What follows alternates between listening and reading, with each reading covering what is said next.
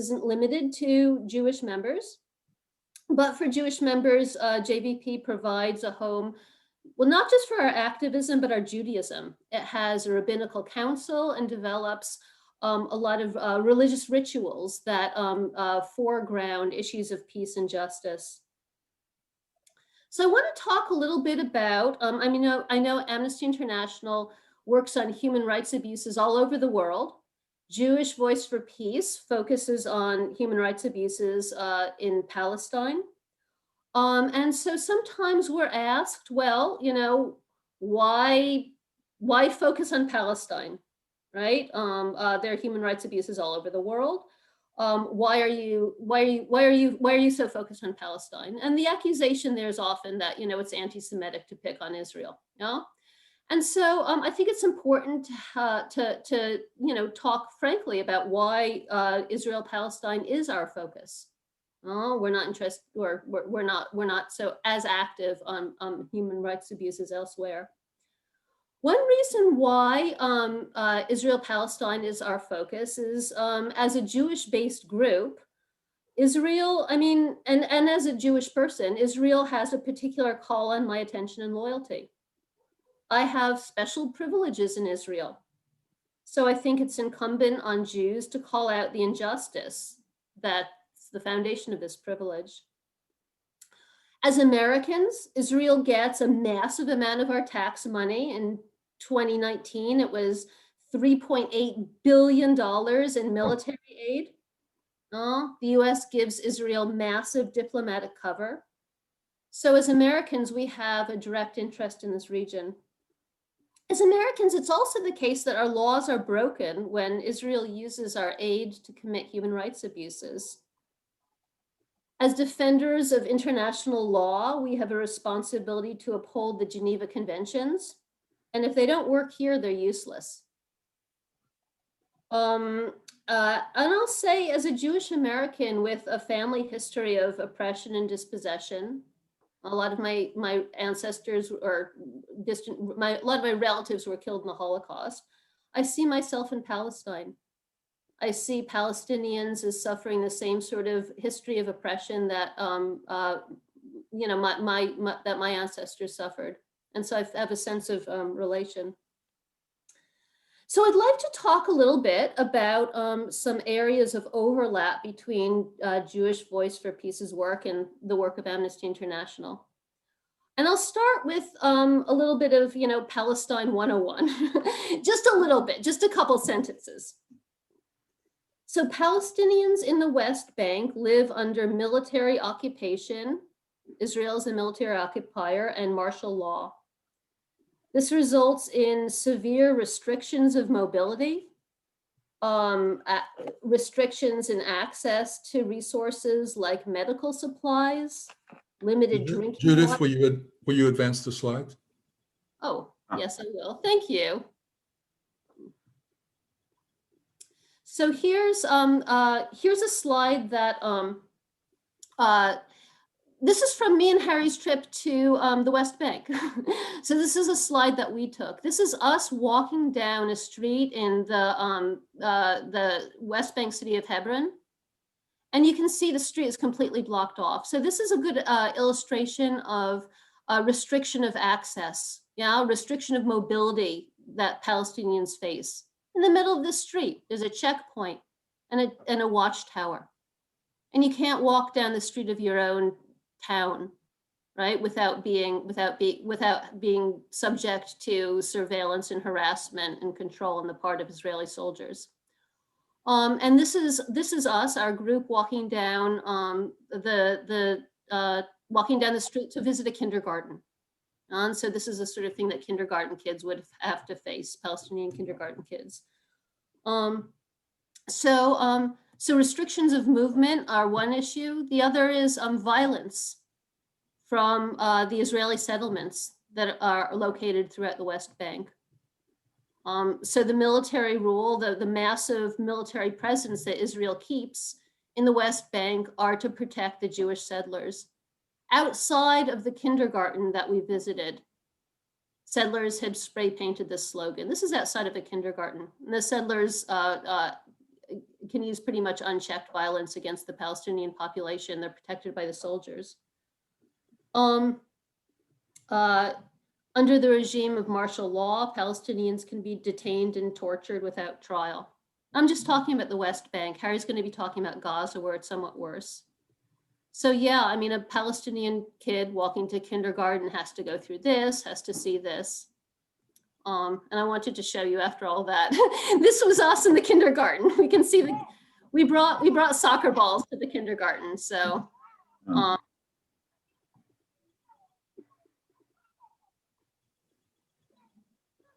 and they're lovely children, and they're growing up as, you know, second-class citizens facing a life of military occupation and violence. Amnesty International, oh, can I advance the slide? There we go.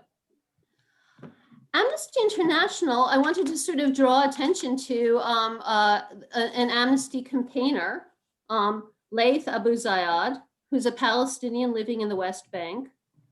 Since October of 2019, he's been banned from traveling based on secret information that his lawyer wasn't given access to. And this is typical of restrictions that Palestinians face in the West Bank. Arbitrary denial of rights with no due process. In the case of Mr. Abu Zayed, it seems obvious that this is an attempt to censure and muzzle human rights reporters. Another case that Amnesty is working on, as well as Jewish Voice for Peace, is that of Issa Amro, who lives in occupied Hebron, the city where we showed you the kindergarten. In fact, he's one of the people who helped make the kindergarten and remake it after it was destroyed, after it was vandalized by settlers. So he lives in occupied Hebron. He's a human rights organizer of enormous stature, a leader in nonviolent resistance movement. He documents settler violence and the violence of Israeli soldiers against Palestinian civilians. He's somebody who we met in Hebron, right? And we think the world of him. He strengthens nonviolence. He cultivates nonviolence by strengthening community. So projects like building and rebuilding that kindergarten. We met him outside of his house, in his garden, and you can see in the distance the city of Hebron. He has a house, you know, with his garden overlooking Hebron. While we were talking to him, this group of Israeli settlers, who are colonists, they don't have, you know, by international law, they're not allowed to live in the West Bank, but international law is routinely violated. They're colonists, and they walked through his garden, no acknowledgement, just walked through like they owned the place, which is their intention, and went over to look over the city. You can see that they're guarded by 2 Israeli soldiers. The Israeli soldiers are to protect them, and not to protect the Palestinians. And they're guarded in addition by, you can see on the side here. Can you see where my cursor is pointing? This is an armed paramilitary militia terrorist who's there to provide, you know, extra state support for the soldiers. Okay? And there's Issa Amro sort of watching the settlers come in onto his property. And here's another picture of him. And it just sort of captures, you know, the emotions that he must feel, the battles that he's having to wage, and the sense that it's a losing battle. And it's something that, again, this is Amnesty International has taken up his case, as well as Jewish Voice for Peace. Finally,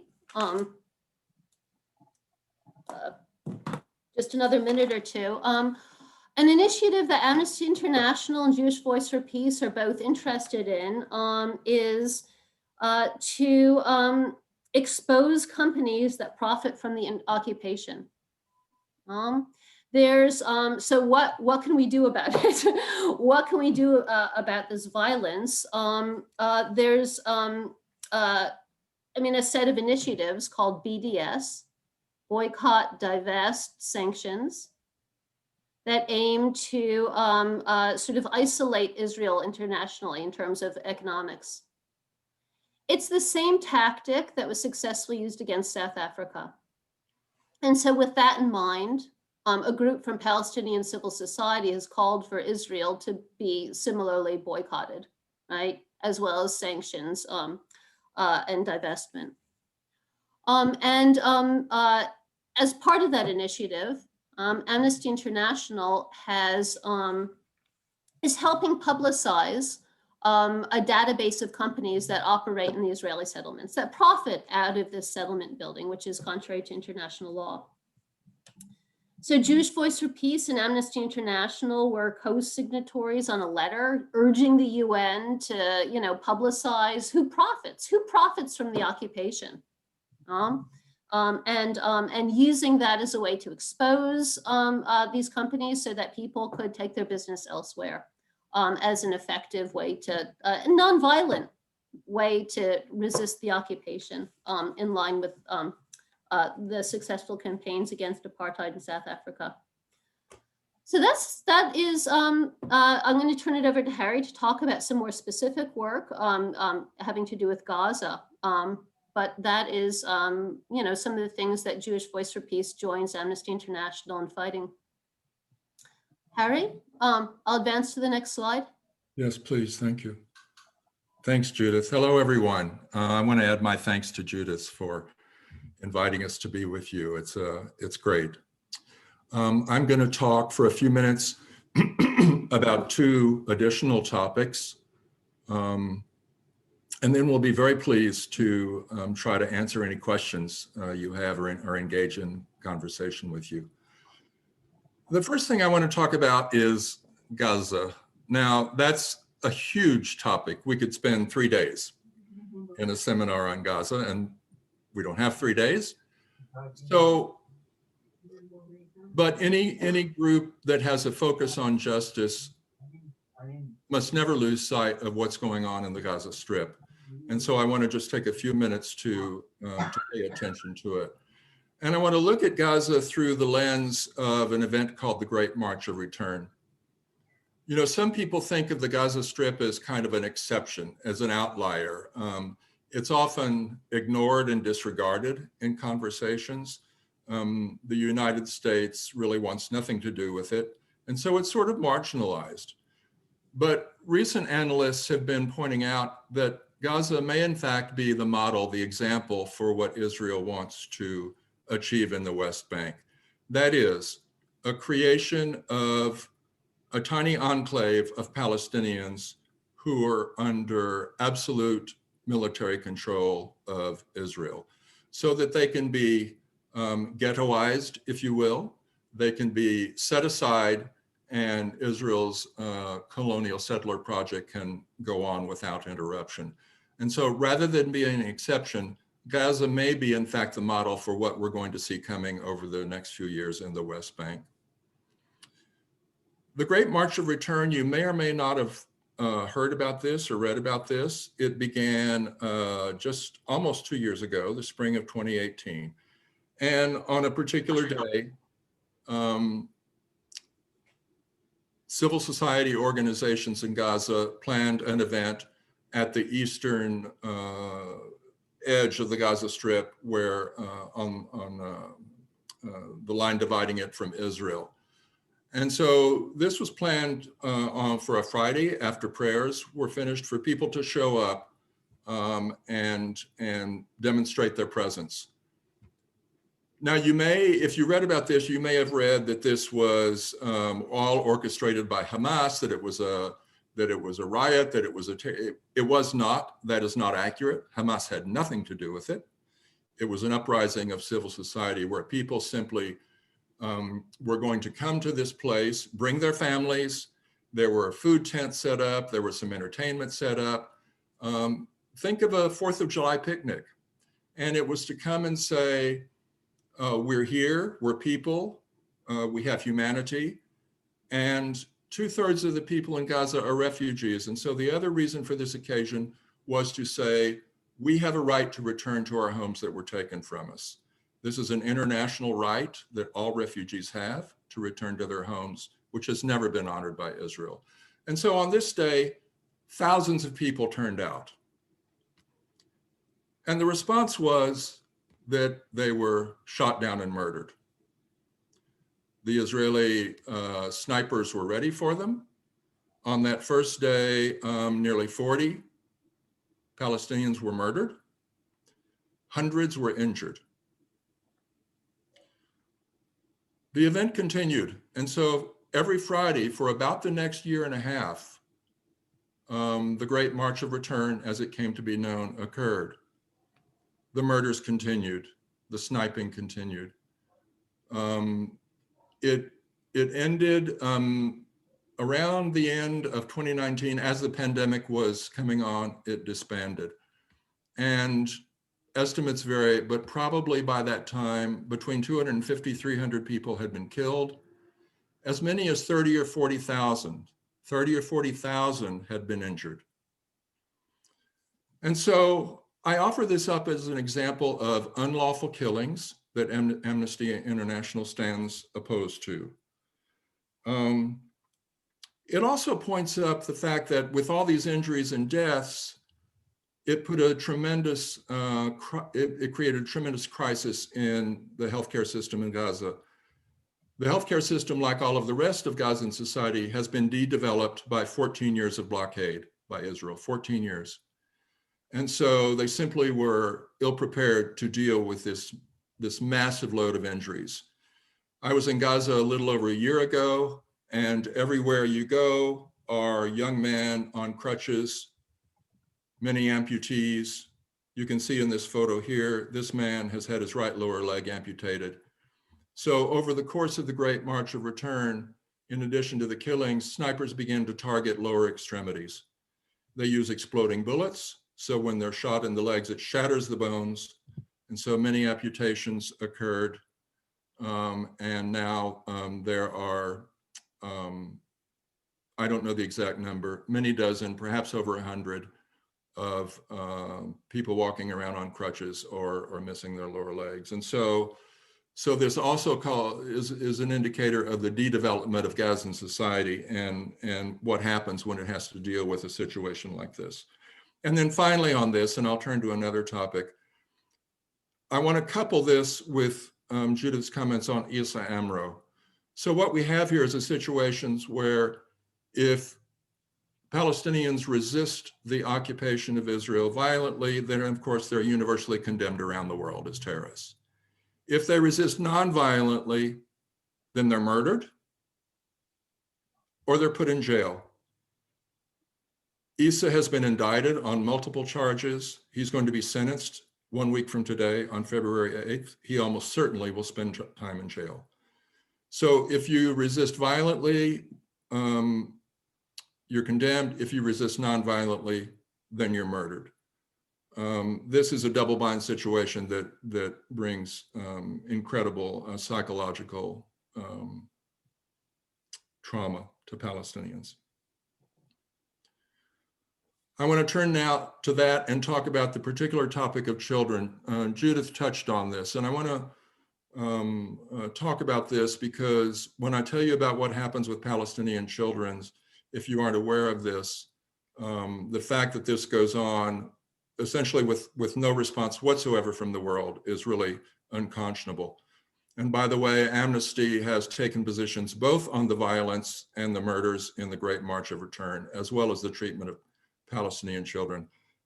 This is a group of 3 kids we met in Dahesha refugee camp in Bethlehem. So if you're not familiar, just a couple of facts and figures. Children are a particular target of the IDF, of the occupation forces. They're the most vulnerable, of course, and the treatment of them brings particular trauma to Palestinian society and says very clearly, if you don't do what we tell you, we'll take your children. And taking their children is what they do. The information that I'm going to give you is from Defense of Children International. which is an international NGO that monitors the treatment of children as well as provides legal counsel and advice to Palestinian prisoners. Last year, about 80 children were detained. Now, the figures I'm going to give you, we have to pay attention. Detention is a process under martial law where any person, any Palestinian, can be detained without charge, without access to counsel, without anything. They can simply be taken. There doesn't need to be a charge, there doesn't need to be a crime committed, nothing. Martial law says you can just take whoever you want. And so about 80 children last year were detained. That means they're taken away, often to a prison in Israel, where their family members cannot go. That is a war crime. 85% of the children are abused. 90% of them are blindfolded. More than half of them are shackled and handcuffed. These are children, some as young as 6 or 8 years old. Some are teenagers, but children the age of these in the photo are among those detained who are blindfolded, handcuffed, and taken away. They have no access to legal counsel. They have no access to their family. They're given confessions to sign, which are written in Hebrew, which they do not read. And they can be detained without limit for as long as the authorities wish them to be detained. Now, there's another category of imprisonment where charges do occur. And if you read on this, you'll find a lot of varying numbers, probably depending on these particular legal terminologies and the source of the information. But in recent years, Israel has imprisoned approximately 170 children every month, Palestinian children every month. Imprisoned about 170 Palestinian children.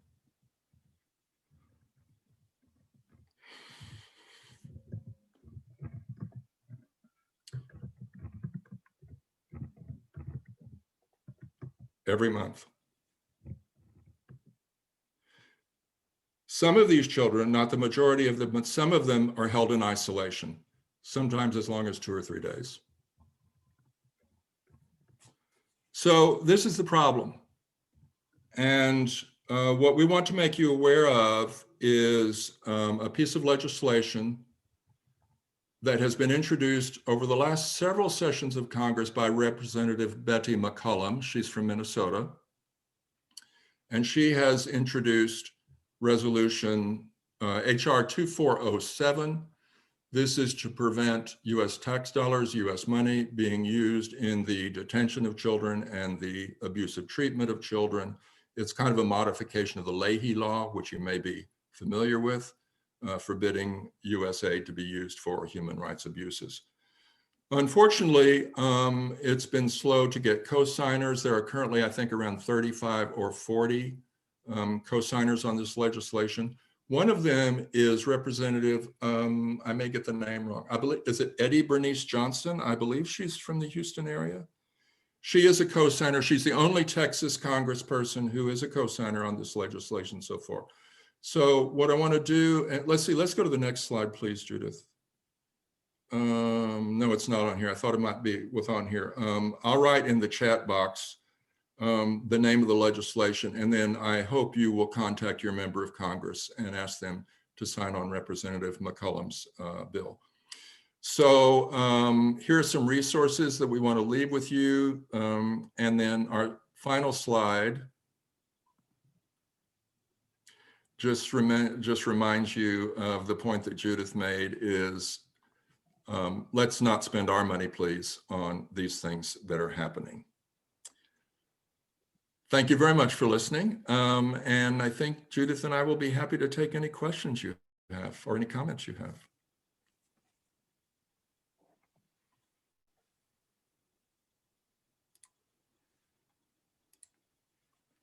I have a few comments, if you don't mind. My grandson lives in Tel Aviv, and so I feel kind of like a kinship here. I have a connection. So what I would like to ask is this. For years, we've heard the Israeli line, if the Palestinians would just say, that they would not war against Israel. And if they would just recognize Israel, everything would be fine. And also, I would like for you to address the situation about the boycott deal for the U.S., because you have some Republican governors and all trying to make it absolutely illegal and immoral to boycott Israel. So if you could address those two things, I'd appreciate it. I'll take the first point and maybe let Judith to respond to the BDS question, if you want to do that. In response to your specific comment, both the Palestinian Authority, and you may be surprised to learn Hamas, have said they will recognize Israel within the 48 borders. The fact that Palestinians refuse to acknowledge the state of Israel and to give up their claim to want to destroy Israel is not accurate. In fact, the Palestinian Authority has done this on a number of occasions in writing. Now, a book I'm going to refer you to, if you have the time and the energy to read it, is a recent book, which, given your particular circumstance where you have this kinship, this connection, this may be of interest to you.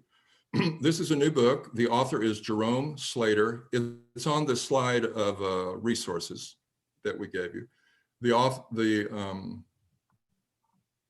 author's name is Jerome Slater, and the book is called Mythologies Without End. This is an examination of these various mythologies that Israel has spun, and one of them is exactly what you just quoted, that Israel refuses to acknowledge that Israel should exist. Israel wants to, or Palestine wants to wipe Israel off the map. This book, Mythologies Without End, examines chronologically since the early part of the 20th century, all of these instances. Other myths like Palestinians are no partner for peace. They don't want to negotiate. It gives the facts on that. The idea that Palestinians have turned down multiple generous offers of statehood. This is also not factual. Israel has never once, ever once offered statehood to Palestinians, not in the sense that you or I would recognize what state means. So if you'd like to know more and sort of delve into these, that's an excellent book. Yeah, Manula, you want to unmute yourself and ask your question? I think the man who asked the question had the other question about BDS, criminalizing BDS. Judith, do you want to take that one? Oh, okay, Bob's dead. I'm sorry. Yeah, I'll say a couple words about moves to criminalize BDS. I mean, it's absurd that the US would criminalize calls to non-violently object to the oppression of another people. I mean, this is just, it's a token of how absurd conversations around Israel have become. As Harry said, I mean, Palestinians are criticized for, violent resistance, although violent resistance of military targets is allowable under international law, but Palestinians are criticized for violence. So the boycott movement, BDS, is a response. It's a nonviolent response to Israel. And that's when that gets criminalized, I mean, the effect is to box people into a corner. As Harry said, you can't object with violence, and you can't object with nonviolence either. I'd like to say that perhaps the popularity of anti-BDS legislation might come from, a good place. Americans feel a sense of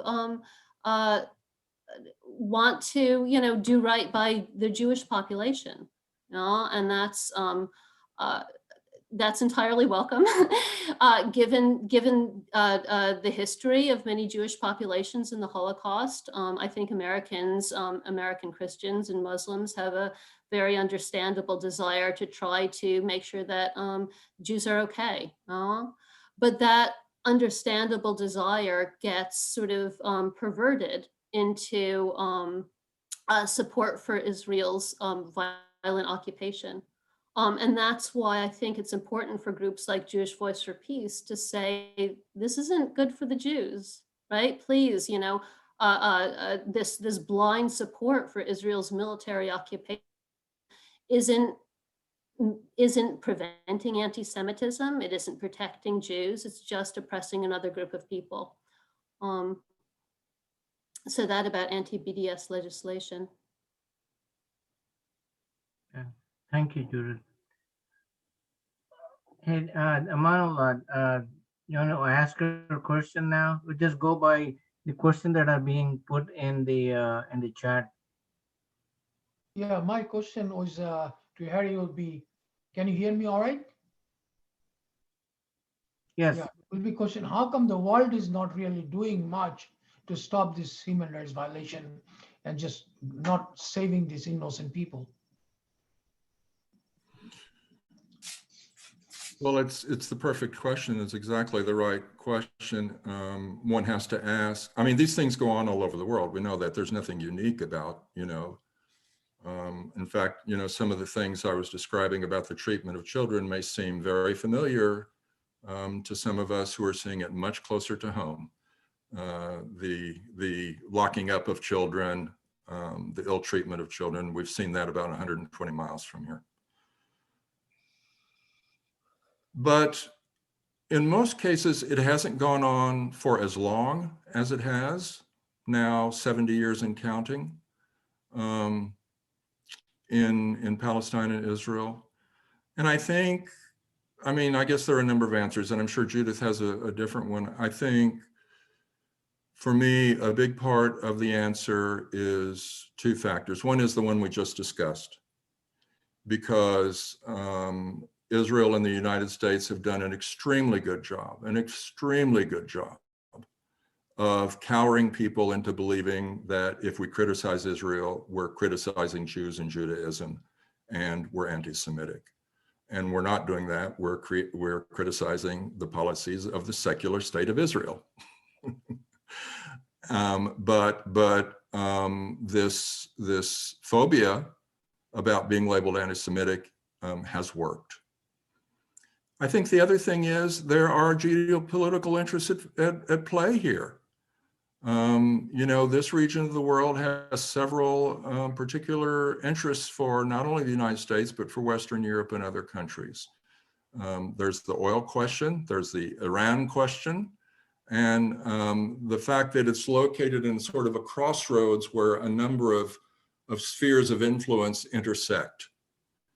And from the very beginning, the United States hitched its star to this particular country in that region. In the early days, in the early days, the US support of Israel was all about the Cold War. It was a way to get one up on the Soviet Union, who was backing Syria. So there's a lot of those kinds of factors at play as well. And so I think there's been a reluctance to criticize because people want to hold on to their relationship with Israel for those reasons. Judith, do you want to add anything? Just to reinforce what you say, the question, why is Israel permitted to do this is a question to us as Americans. It's permitted to do it because the United States gives Israel massive military aid and diplomatic cover. The world has ways of, dealing with, condemning, putting sanctions against states that are committing human rights abuses. And if that isn't happening to Israel too, it's on us. And that's why I think, as Americans, it's our duty. It's not another country that we're talking about. We own this conflict. And at this point, I've got to say, it's an interesting moment sort of geopolitically, as American Jews aren't so, I mean, Israel in a sense can't count on this long-term support of American Jews for this colonialist project, and is now turning to American Christians. And Christian Zionism is a really dominant force in both Israeli and American politics. There are more Christian Zionists than Jewish Zionists. And groups like Christians United for Israel are more significant in terms of moving aid to Israel than groups like AIPAC. And that is something that should be of concern to Texans. Christians United for Israel is from San Antonio. It's something we ought to be alert to and sensitive to the dynamics there. Thank you, Judith. Hey, Wally, can you go ahead and ask your first question? Thank you. Wally, your first question was, please comment on the move to the. Yeah, well, it was mine, but yeah, could you comment on the move that, that everything was moved to Israel or Jerusalem? Council. The consul, the U.S. consul was moved. Embassy. Embassy, yeah. That was Trump. Is that important? Is that an important thing, or you don't see that as a non-descriptor? Oh, it's important. I mean, when you look at the Christian Zionist platform for international relations with Israel, that's one of the biggies. They've wanted the embassy moved to Jerusalem for a long time. And so and when you look at who is there at the opening of the embassy, you have Ivanka Trump and Jared Kushner, and also Reverend Hagee from the Cornerstone Church in San Antonio, which is the center of Christian Zionism and Christians United for Israel. So they want control. Harry, what's the playbook? Control of the Golan Heights, the embassy moved to Jerusalem, annexation of the West Bank. The West Bank is currently occupied, but to annex it and declare it formally to be part of Israel is part of their long-term program. I mean, at this point, the program isn't simply political, right? We can't just ask about, what political interests are served, but there's a theology behind it having to do with end times and the apocalypse, which Christian Zionism is working. And this program, I mean, has enjoyed a significant amount of political power during the Trump administration. And unfortunately, Biden does not seem like he's interested in undoing that.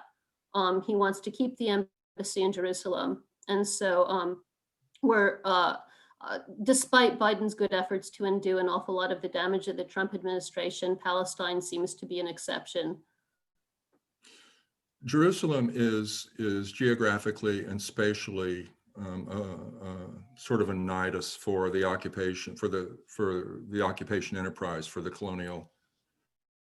project of colonization. If you look at maps, it all sort of begins with Jerusalem and goes out from there. And over the years, the area around Jerusalem has been gobbled up and Palestinians displaced from there.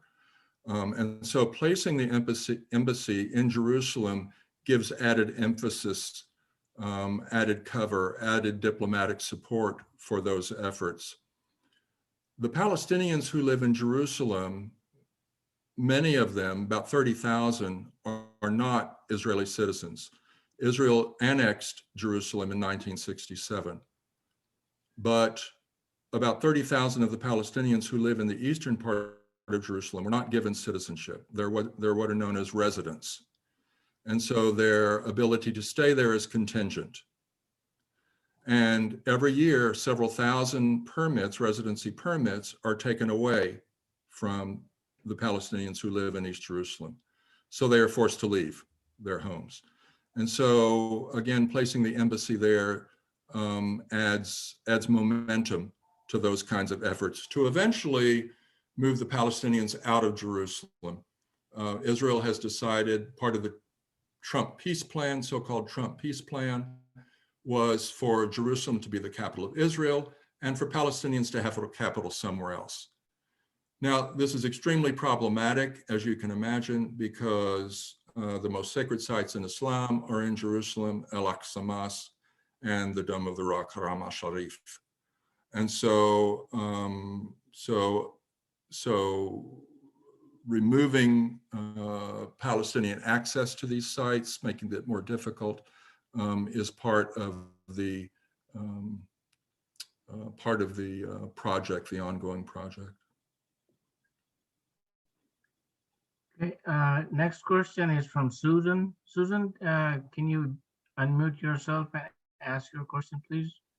Haven't there been a number of treaties that have been created between Israel and Palestine? And hasn't Israel broken just about every one of those treaties? There has never been a treaty.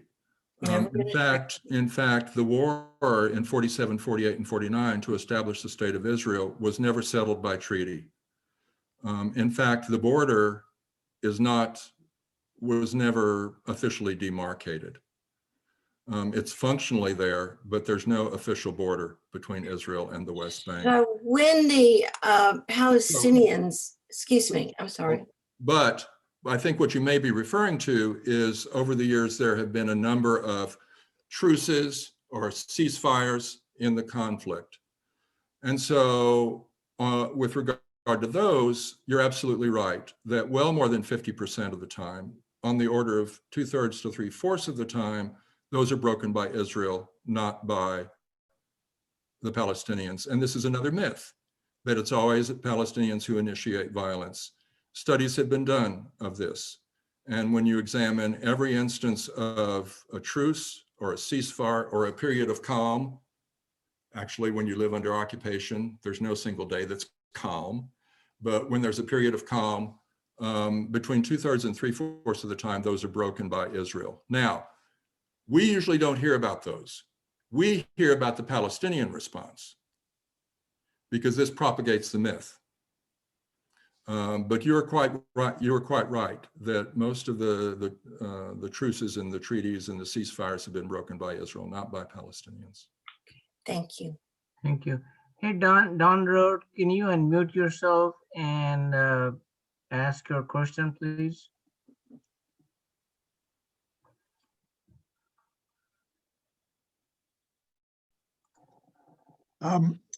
I was thinking about the problems in Israel of splinter groups and extremists that probably like here in the United States propagate a more extreme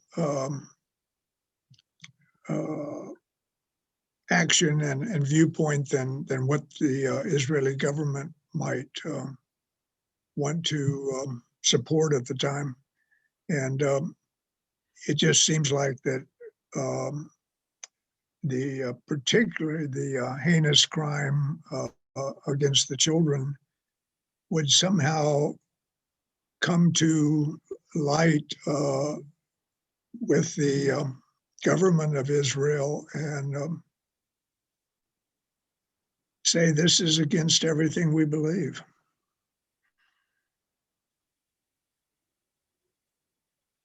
So I don't know what the question is. The question is the extremist groups. I assume there are a number there.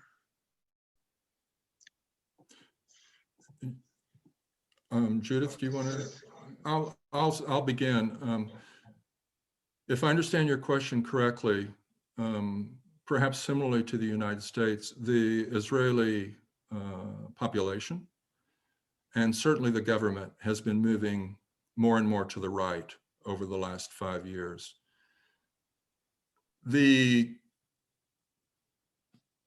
Israel's political system is, let's see, the prime minister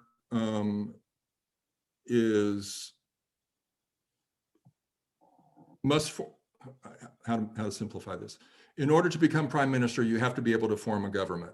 And it's been true for several years now that in order to form a government, Benjamin Netanyahu and his Likud party has had to form a coalition because there are 25 or 30 political parties in Israel. And so in order to form a government, he has to make coalitions. And over the years, he's been making these coalitions more and more with the far right political groups. These are the groups that want to, and they're not shy or demure about saying so. They want to kill Palestinians and take it all over, and they want them to go away. And they're not shy about saying this. And so in order to stay in power, Netanyahu has had to form these coalitions with these sort of religious right organizations. These are the organizations of the settlers. And so it gives settlers and the far right influences an outsized say in government policies. You know, I was reading just the other day that Israel has one of the worst per capita infection rates of COVID in the world. And they have launched this massive, extremely effective immunization program, although no Palestinians are being immunized. That's another topic. But it's becoming difficult in Israel because the resistant group to social distancing, wearing masks, immunization are the religious right group, the ultra-religious, ultra-Orthodox groups. And just the other day, there was a massive funeral for, I guess it was a prominent rabbi, maybe a prominent figure, and it became a super spreader event. You know, thousands of people clustered together close by for this funeral, no mask, no nothing. And so it's really made it quite difficult to control the infection. And yet the government is hands off because they need these voters to stay in power. Wow. I don't know if that addresses your question or not. Hey, I wanted to mention another way in which these splinter groups are in fact not opposed to the establishment, the mainstream establishment of the Israeli state, but in league with it, and that's in terms of settlement enterprise, which is at the heart of the colonization, the Israeli colonization of Palestine. Israel tends to distinguish between, legal settlements and then, illegal outposts, right? So there's these big cities basically that exist in the West Bank. They're all illegal. It's illegal under the Geneva Convention to transfer a civilian population into an occupied land. And that's exactly what these settlements are. They're all illegal. But Israel has tried to make a distinction between some of the old established settlements, which they just consider to be neighborhoods of Jerusalem. There's sort of highways that go back and forth. And then the illegal outposts that some of the extremist settlers, will go with a tent in the middle of the night and take over a hilltop. And if you look at the dynamic there, what starts out as a couple of settlers in the night with a tent taking over a hilltop, they bring in trailers, and this gradually becomes another settlement.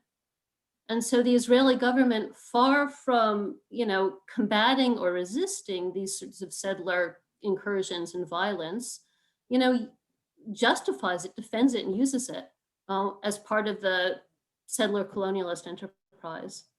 So it's not it's not opposed to the interest of the state. I think we have time for a couple more questions. Wally, you had a question regarding the peace movement in Israel. You want to go ahead and unmute and ask? Yeah, if memory serves right, I remember sort of in the 3 decades ago or so that the peace movement politically had about 30% of the population of Israel as its support. And over the last 30 years, that seems to have disappeared. And I was wondering if either of you have enough knowledge of the dynamics of the politics of Israel to explain why that's happened. Or am I wrong? Maybe I'm misinformed. Well, I'll start, Harry, and maybe you could support. The peace movement in Israel, my understanding is, 30 years ago, was largely about around the two-state solution. Groups like Peace Now, and that boat has sailed. And there's a sense in which the peace movement lost its bearing when it became clear that the settlement enterprise had destroyed any hope of the two-state solution. We met with a number of really impressive Israeli peace activists. One group in Tel Aviv was called New Profile. And we met with groups of Israeli soldiers who've turned into who are now anti-war and publicizing what the Israeli army's up to. Groups such as Breaking the Silence. But what we've heard repeatedly was that a lot of the Israeli, the people committed to the Israeli peace movement have left the country and are now working with the international community. Something we've heard again and again from Israeli peace activists is, we are counting on the international community to do something about this. There is not going to be a conversation within Israel that's going to budge, that's going to be effective in this problem. The solution has to come from the outside. And the solution that they point to as being, potentially effective is the boycott, divestment, sanctions movement. Harry, does that accord with what you've heard? Yeah, I think that's very well stated. All right, the last question from John Powell is, how can we help? What can we do? What can our little group do to help these fight these human rights violations in Palestine? Well, that's the best question. That's the question, isn't it? And there are a number of things, but I don't want to rain on your parade, but I do want to introduce this by saying it's an uphill battle. It's hard work, and that is because the Zionist propaganda, we've referred to it a couple of times. The narrative, the mythologies hold sway, and so one has to be persistent. I think what we can do to help are these things. First of all, talk about it. Talk about it within your chapter and within Amnesty International, with each other, with your friends, in your churches. Just talk about it. You may have to keep going back because people maybe don't want to talk about it so much. But just let them know that you're bothered by this and you'd like to talk to them about that. And as you do that, or before you do that, I think, educate yourself, read some of these resources, get the facts and the history, not the mythology, not the propaganda, not the party lines, not the narratives, get the facts. It's all out there. It's quite easy to find, actually. I'm always sort of amazed that people believe these things because it's so terribly easy, because the truth is so very well documented and accessible. The historical record is the historical record. And so, take a little bit of time to just read a few seminal resources and find out the truth about these things. And then the other thing is, be in touch with your members of Congress or your local people. We've done quite a bit of work here with our city council. I'll bet you in Houston, your city may do exchange programs with Israel. Maybe your police force has done training with the IDF.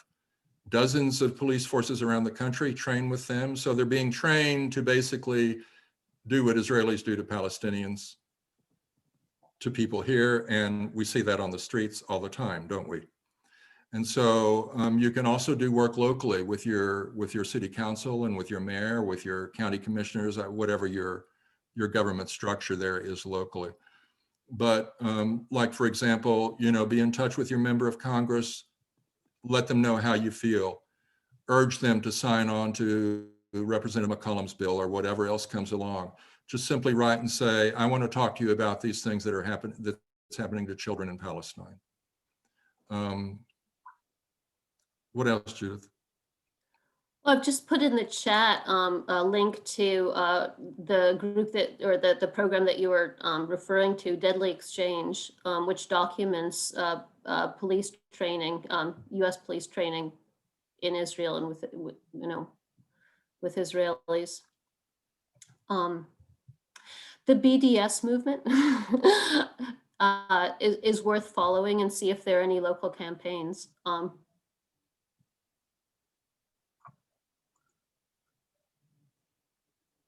Could I make a recommendation that that you forward a lot of this information over to Muhammad or myself, especially those about those folks that Amnesty International is supposed to be working on behalf of and the issues? I would appreciate it. And whoa. Sorry. Whoa, what did you do? I don't know. I was trying to get to Get this. this. What? I may have gotten rid of you altogether. That's it. We can hear you, Bob. Go ahead. We All can right. hear you and see you. There we go. She was playing with it and I lost you. So anyway, but if you would do that, I would appreciate it. One other thing too, I'll be sending out some stuff on that we need to write letters on behalf of. A lot of this is where you just basically have to sign. But what I need you to do, if you don't mind, especially when we actually write letters, please let me know so I can contact Amnesty International and let them know just how active we are on these letters. I'm sure that a lot of you do this, but you never let me know and I can't give them any numbers. So that would appreciate it. One last thing, if you would like to join our group, it's $20 for an individual and $30 for a family. I'm shameless. I just wanted to make a comment in the December meeting, we had a second speaker that talked about Isa Amro, and there was a petition that we all signed for in support of his I think upcoming case in court. That I think Harry talked about that coming up in a week on February 8th, right? It's I don't know, I can't talk about it without crying, but Isa in jail is just, it's inconceivable, but I think there's hardly any chance he won't go to jail. The question is how much time. And, Judith has said many times, people say, where is the Palestinian Gandhi? Well, Isa's. So, Palestinian Gandhi, and he's going to jail. And I mean, Amnesty International is so fantastic at shining the light on political prisoners. I mean, this is where you guys come in.